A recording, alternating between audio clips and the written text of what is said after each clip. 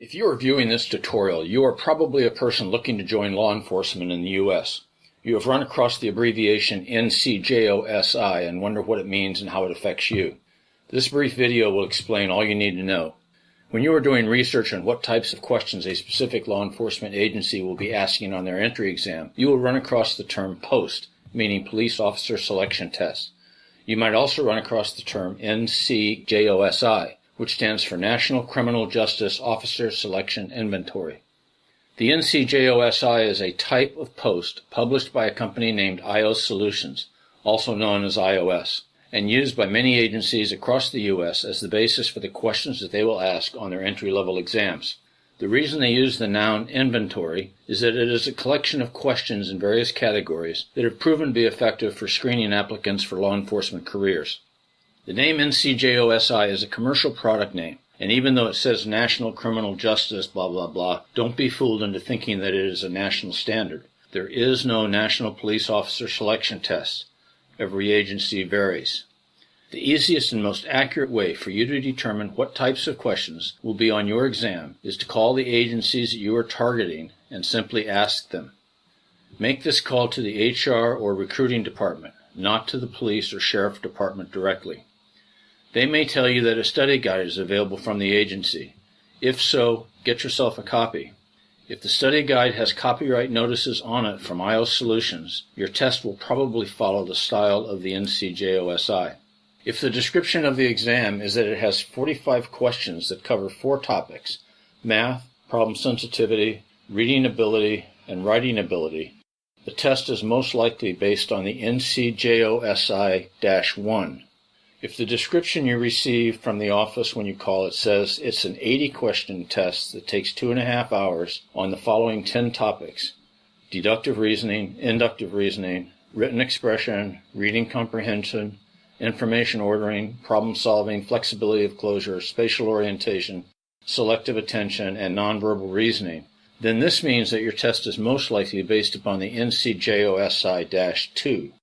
These general characteristics are important to pay attention to, as many agencies use the NCJOSI but rename it for their own local branding. Examples of this include Chicago Police Department uses the NCJOSI-2 and call it the CPOE for Chicago Police Officer Exam. San Antonio uses the NCJOSI-2 and call it the SAILI for San Antonio Entry-Level Law Enforcement Exam. Pittsburgh Police Department and Philadelphia Police Departments use the NCJOSI-2 for their exams. And the list goes on. This test format is used across the country. Be aware, however, that just because it's used in one city does not mean that other cities in the very same state use the same exam. Very few states in the U.S. have a single testing format. A well-known example of this difference occurs in Illinois. The Illinois State Troopers use the NCJOSI-1, which is much easier, than the NCJOSI-2, which is used by the Chicago Police Department. When you take the NCJOSI, you don't want to just pass the exam. You want to outscore the competition so that you will rank as high as possible in the selection process.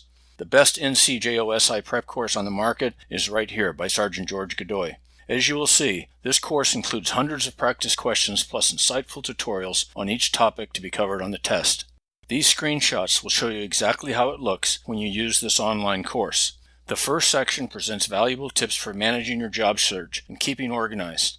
Many students tell me that this information was critical for their ultimate success. I will show you how to avoid mistakes on your application that can come back and haunt you during the polygraph, for example. I also present a guide on how to maximize your score when taking these types of exams in general. The meat of the course presents tutorials on the 4 main topics to be covered in the exam. I will walk you through logical reasoning and show you how to master these questions. I will then present a great refresher course on English grammar, including spelling, vocabulary, and writing clarity that's geared towards police exams. I will next show you how to improve your reading comprehension skills. The final section will give you tremendous insight as to how to score well on the visualization questions. For most of you, this will be all new, as these skills are not normally taught in high school. You will learn what flexibility of closure, selective attention, and spatial orientation encompass. You will also enjoy my special course on facial recognition. At the bottom of the course page, you will find the bonus courses on how to master the personality test, the polygraph, the psych exam, and the oral interview. Whenever you want to take some practice questions, go to the Quiz Center. Here you will find most tests are available in two forms. Untimed mode is best when you are learning because you get the answer explanation immediately after you answer each question. When you feel you are ready for the real thing, use the timed mode. Here you get the answers at the end of the practice exam, and the questions have a time limit just like on the real thing. Don't forget, I'm here to help you with any questions. My email is sergeantgeorgegodoy@gmail.com. Good luck. To learn more about this prep course, click on the link with the badge. To subscribe to my YouTube channel, click on the logo with my image.